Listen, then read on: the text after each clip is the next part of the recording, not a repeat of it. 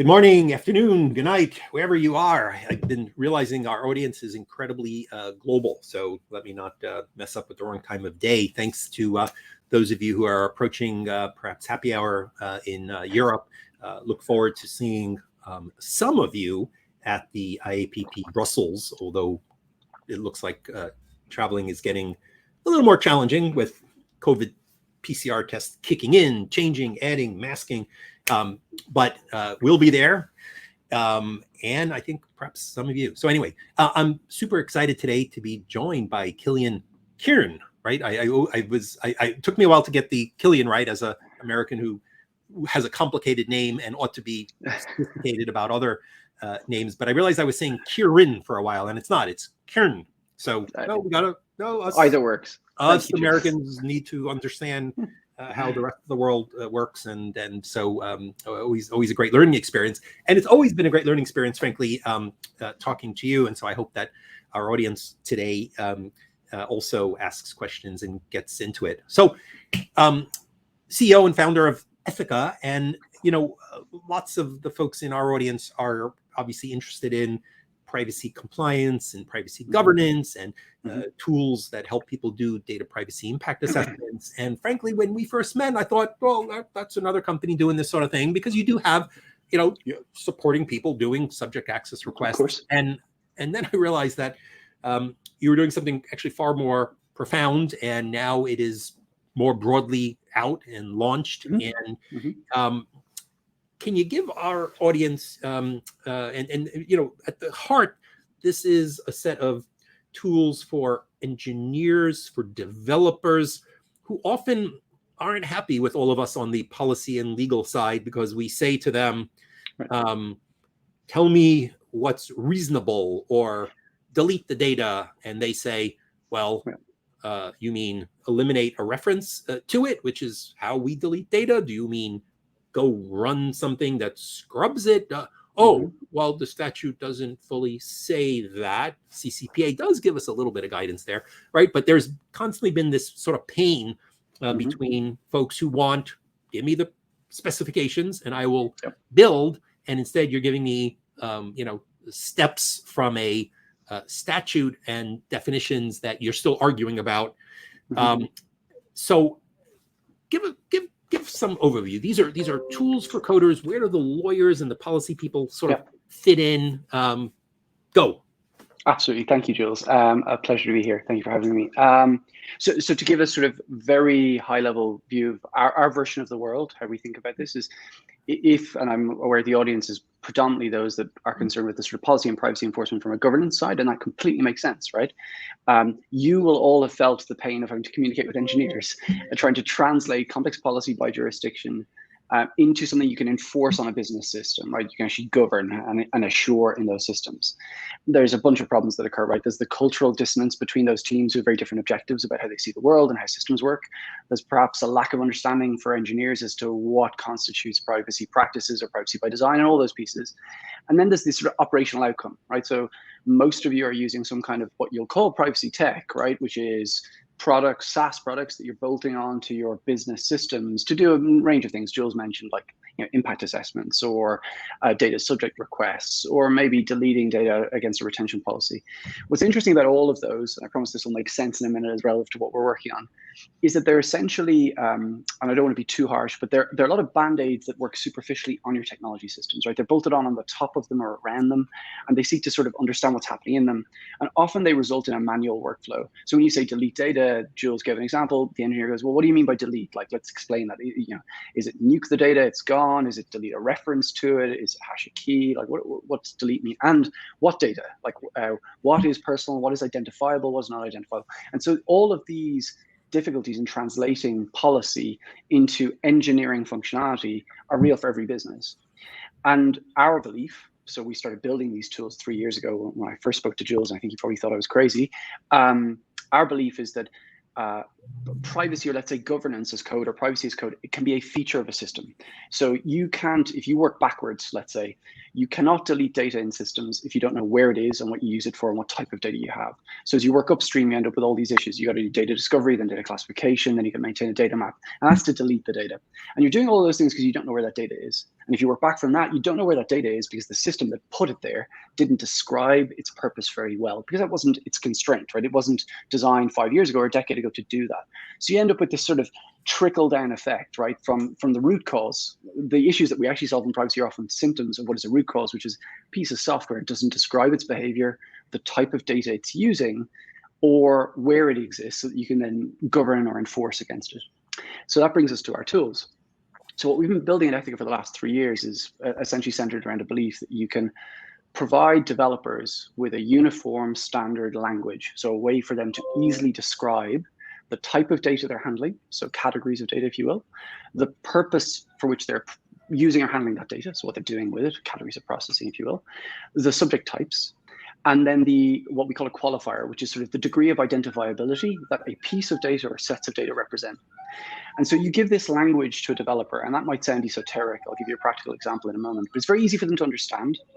It allows them to simply describe, while they're writing code, what that code is doing and where that data is being stored. And that description, essentially, that code-based description exists with that project for eternity, from the moment you build it. Because you have that, you now know from the moment of inception to whenever you get rid of that application, now or in a decade's time, what kind of data you've collected, what you're doing with it, where it resides, and you can now enforce decisions on it.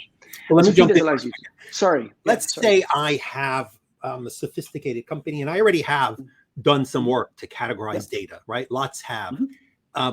Do I now need to use the categorization that you did? Can I use mine? Did you build this by kind of looking at what a range of companies did where, hey, I might as well just use yours? What's the intersection to the current workflows that people already have?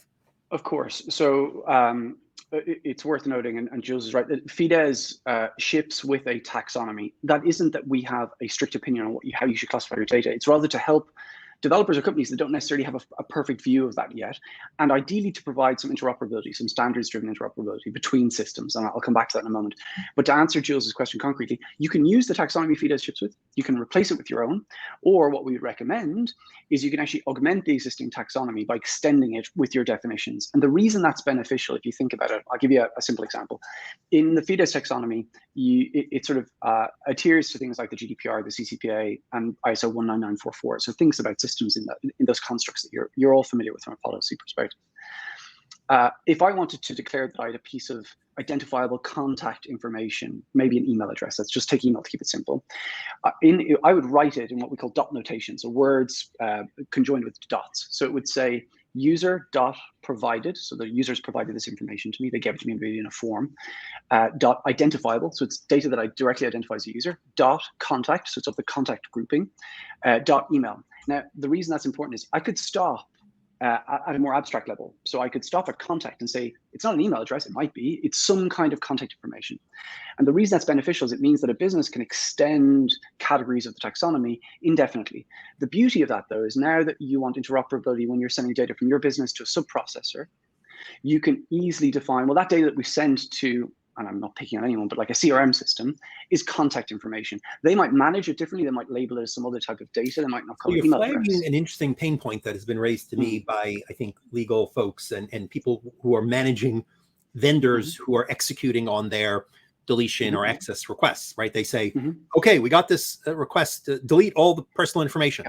And then the vendor of the vendor is like, what exactly do you mean by that? I have log files. Correct. Do you mean my log files? Correct.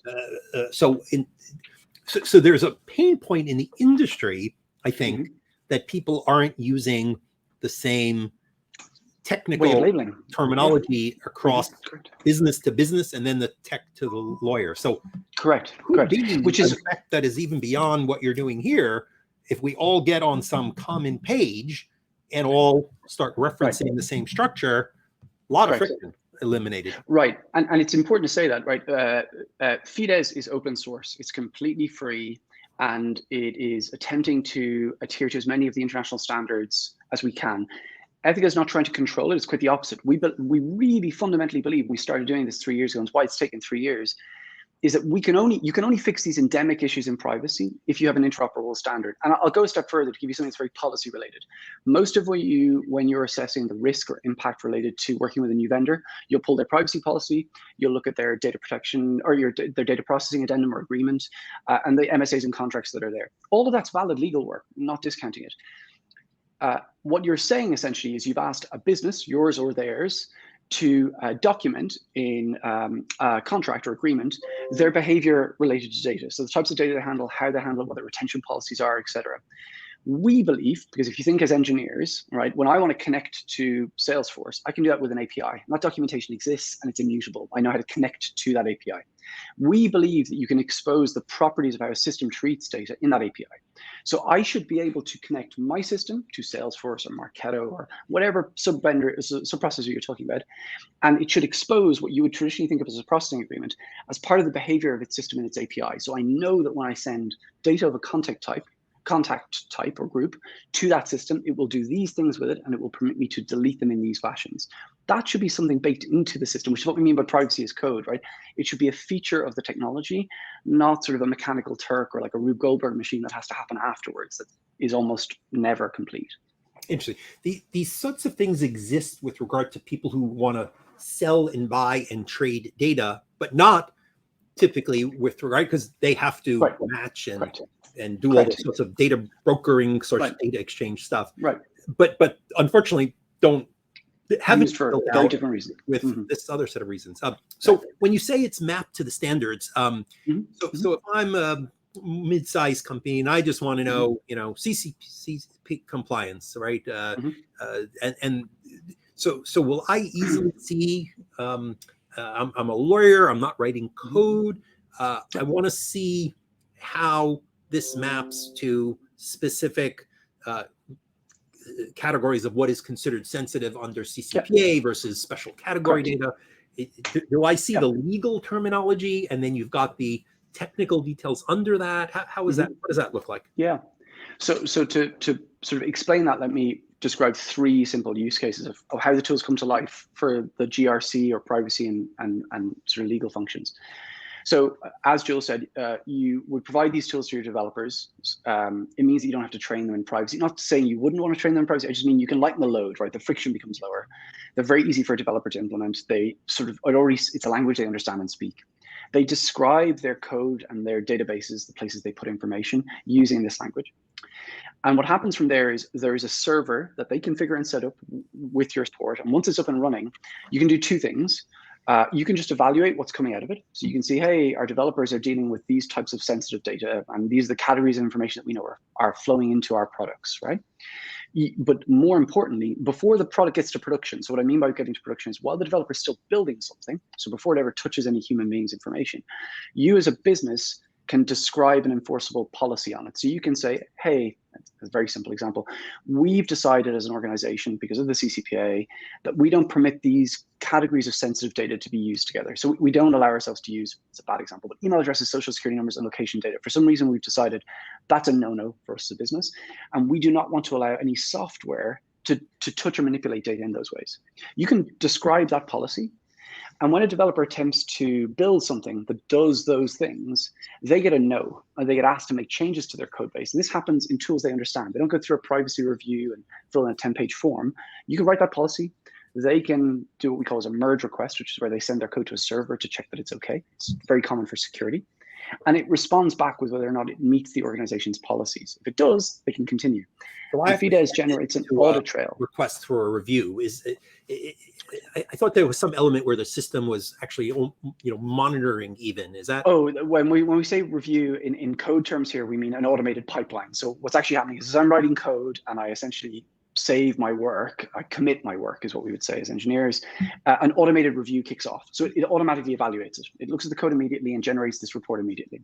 And so it notifies the engineer if it doesn't comply with the organization's policies. The other benefit is it's future-proof, right? Like now, what stops the engineer from doing? I was involved years ago with the earliest P3P implementations, and it very quickly broke everyone's cookies. And so, you know what all the engineers did? They took what's causing it to break? Take that out. And so they Take it took out. out For blah, sure. blah, blah, and then it worked. So it feels like you're going to have to be doing some education of the engineers that for sure. You got to fill this out accurately. And yeah, sorry, if it breaks, it's actually raise your hand and say, it says sale of data here, and this came in with a no sale. Yeah. You're 100% right. The engineer has to care and has to be educated, and that is unavoidable. Like that our cultural view of that at Ethyca is that is table stakes for engineers. We often say this quite glibly, which is software development today is like civil engineering. Like if you ship software in a growth stage or a hyperscale startup or any tech company, you're essentially building civil infrastructure, right? You're building contemporary bridges.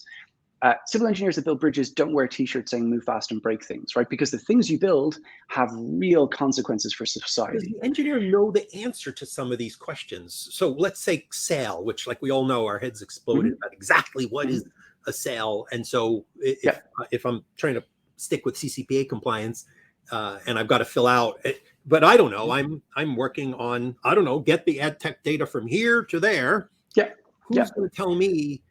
Somebody else is doing the TCF thing that says what's happening.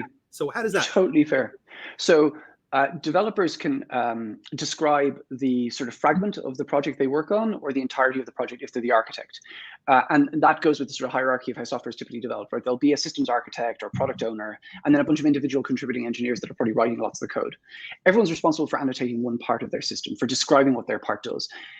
Fides compacts all of those descriptions together to generate a view of what that system's behaviors are. So the purpose might be provided to the system by the product owner. Oh yeah, we're shipping that data out for data sales, or it might be a systems architect that knows that data is flowing to a behavioral analysis product or into an ML engine, for example, right? So each engineer is responsible for that. To your point of like circumventing it, you're not wrong, right? An engineer could rip all of this out. It's important to say that once it's inserted in the pipeline, it becomes an automated set of tools, right? And therefore, a developer can't really avoid it without breaking the organization's entire technology systems for how they deploy stuff. Rather, if any of you are familiar with security, static code analysis for security, it works the same way. So you'd automatically check whether the code you've written conforms to certain security standards. That's unavoidable for developers working in a sort of secure software development lifecycle. This does the same, but for privacy. It feels like one place, this is an aside, but maybe it's actually right up your sort of alley. Because there are developers sitting now all throughout this world, whether they're privacy engineering folks or whether they're, well, someone's got to build this thing to do identity and nobody thought about it as privacy engineering, but well, you're supporting something with incredible data protection consequences. Where do those folks go? A lot of the education is legal, is policy, assumes, kind of law degree-ish policy backgrounds, or so it's both too useful and too useless, and doesn't then get a little bit more.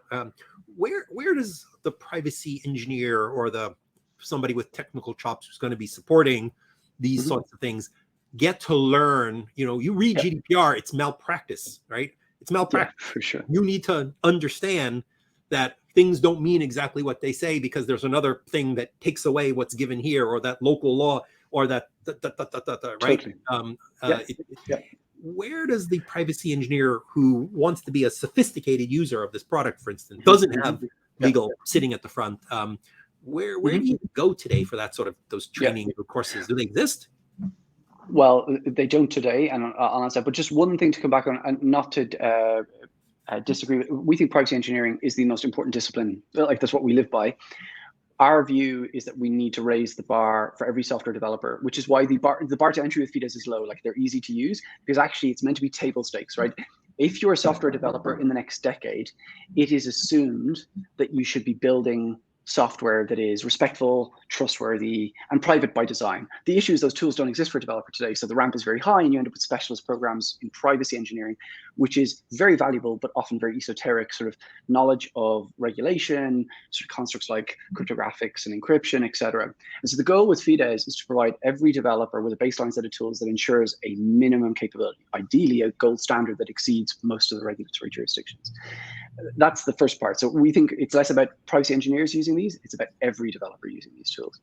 The second part then is how do you get trained on it? Well, first of all, we're at the moment, as the sort of main, the sort of major contributor and maintainer of Fides, we're authoring a lot of content and educational support for this, but we hope to start partnering with a number of open source institutions and foundations and programs to start contributing that content.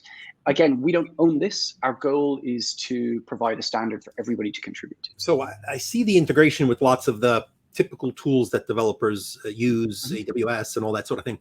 What about the tools that the legal and governance people use? How Yes. Are you a competitor, a partner? Are you basically trying to create the APIs that they use? There are obviously data mapping tools and all sorts of subject access requests. How does that, you sort of provide some of those where you've built out some of the programs on, tell me how that works together. Yeah.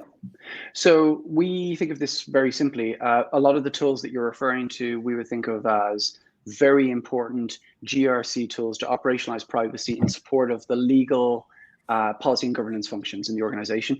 Often those don't have tendrils that reach deeply enough into the technology systems to enforce that, and it becomes a lot of human effort, right? So privacy reviews or impact assessments become sort of a series of workflows and forms that are filled in by human beings, and then meetings that occur. We provide the other side of that interface. So tools that are built and embedded directly into the work that developers do that can output that as a report into a GRC tool. So to your point of integrations, we have some already available to integrate to common GRC products. I won't name them all because I'm not trying to promote anyone, but the ones you all know and love regularly, you can output Fides's reports into those systems. There are APIs and pre-built connectors, so you can get a report from what a developer's done in their code directly into your privacy workflow management tools. In addition to which, our role when you think of data subject requests, the issue with data subject requests is they're still very manual because of this sort of needle in a haystack issue with where data is and what it is and should we delete it and how do we delete it. So Fides allows you to describe the context, right? So what data you have and where it is. And we also provide tools that automate data rights, or what you might call sort of broad data rights requests across jurisdictions. That is less about competing with others. It's that most of the tools that are out there simply send a request to a data engineer or a vendor to go and delete that data. And that then is a manual process. What we're providing are the tools to assure that every software system can do that as a feature, right? So you can trust that if you send a request in using Fides, it will be orchestrated across all of the sort of data infrastructure of the organization. What about data mapping? It seems like that's a place where it's either going to play nice or not play nice because of the need for some real relevance. Completely. Totally. So in the currently released version of Fides that was released in the last week, you can essentially output the sort of annotations into a sort of metadata layer effectively that you can import into other cataloging products that you might maintain a data mapping today.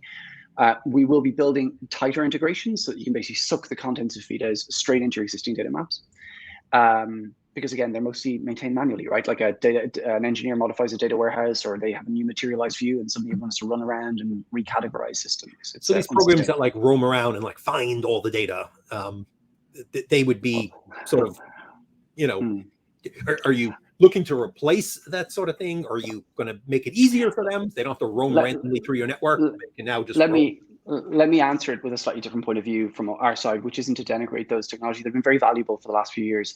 I would say that those are point-in-time compliance solutions to a legacy privacy issue. So what I mean by legacy is you're trying to find where data is in systems after 20 years of sort of managing data in a certain way that didn't comply with a relatively new set of regulations. I say relatively in the context of GDPR, CCPA. And that's why you do data discovery and data mapping the way you do. Imagine if for a moment the software you built had better behavior about how it described where data was written to and what types of data it was and how it was used. You shouldn't be looking for needles in haystacks. You're not solving the problem. You're actually just boiling the ocean continuously trying to look for data. You need to go upstream and answer the question as to why is my software storing data in database and data warehouses with that context attached to it by default. That shouldn't be possible. Your new chief marketing officer used to work with this system and that set of tools and wants his copy of the database because whatever you did with your tools doesn't actually do the couple of things he did. So he's going to spend all that money and have another thing. And and that's the argument for why Fides is open source, because every product, whether you're using a customer data platform, CRM system, some other marketing automation tools, if they're all using Fides, they can all describe where they got the data from, what they're using it for, and where it's stored at. And you can now execute tasks or enforce governance on that. And that's the whole point. We, and I don't say Ethyca, I mean, we as an industry literally can only solve this problem if we start to put tools, essentially create a sort of a feature set of governance in the tech stack, right, of every product that you work with. Otherwise, you will be looking for proverbial needles in haystacks for eternity. So ad tech is always a pain point.